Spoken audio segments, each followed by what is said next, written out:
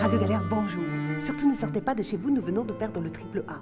Le pays est en faillite, les banques ont tout le pouvoir, les chiffres du chômage viennent d'exploser, les sans-abri sont de plus en plus nombreux, les restos du cœur ne savent plus où donner la tête, la France se débat, les pays arabes font leur révolution, la Syrie massacre à tour de bras, la Grèce croule sous la dette, le Portugal essaye de garder sa tête hors de l'eau, l'Italie se noie et l'Espagne est aux abois. Ah, surtout ne mangez pas de poisson panga.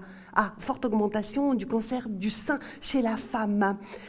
Petit complément d'information, augmentation du prix du gaz, de l'électricité, de la CSG, et j'en passe, et des meilleurs. Et maintenant sur Radio Galère, une petite page de publicité. Tia éteint la radio. Elle se jure de ne plus écouter les médias, c'est vraiment trop déprimant. Difficile de garder l'espoir sous cette avalanche de mauvaises nouvelles. Elle se reprend. Elle ne veut pas se laisser influencer par la morosité ambiante.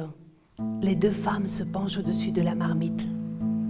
Des odeurs d'épices, de safran et de cumin les enveloppent et les transportent aussitôt au Maroc. Chofiarti, tu vois, cette jeune fille paraît comme une princesse assise sur son trône. C'est moi. Et l'homme assis à mes côtés, c'est Jamel, mon mari.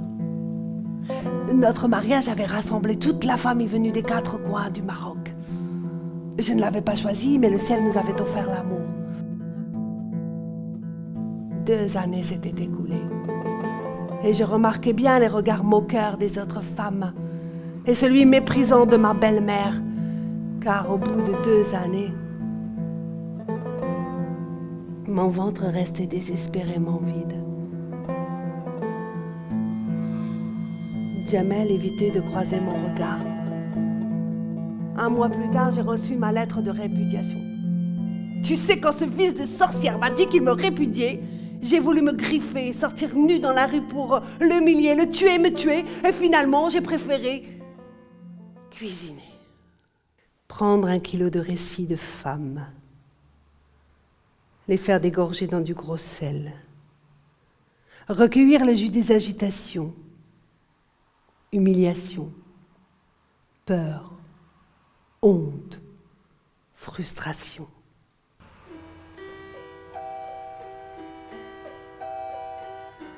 Ses mains se souviennent. Elle ne sait pas encore ce qu'elles vont dire, mais ses mains se souviennent de toutes ces créatures de terre qu'elle avait imaginées. Et particulièrement tous ces corps d'hommes qu'elle avait créés. Mais le corps de ces âmes de terre s'était cassé, brisé, fendu. Il lui était impossible d'en façonner un solide. D'ailleurs, c'était comme dans sa vie amoureuse. Ces histoires d'amour n'étaient rien que des feux de paille. Des histoires sans lendemain, des amours chimériques. Mais pourquoi diable n'arrivait-elle pas à vivre une véritable histoire d'amour?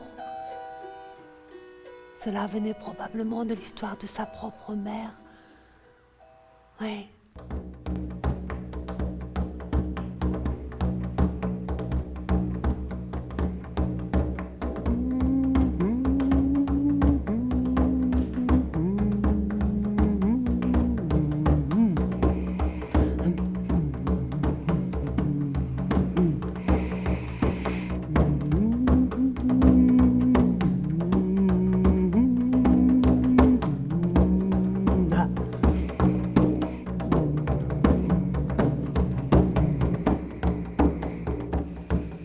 J'aperçois devant moi des chemins de poussière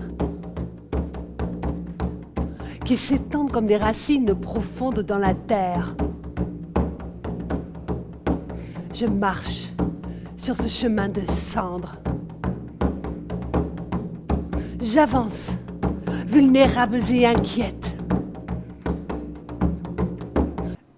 Le peintre a surnommé ce tableau Barbe Bleue. Ce sont les habitants du 2e étage. Les femmes rafraîchissent, réinventent et bâtissent. Et nous faisons le serment de désobéir volontairement. Après de longs mois de préparation, le jardin partagé existe enfin sur le toit de l'immeuble. Adam, le jardinier, avec l'aide de Tia, a su mettre en appétit tous les habitants de l'immeuble. Et c'est vraiment un jardin extraordinaire.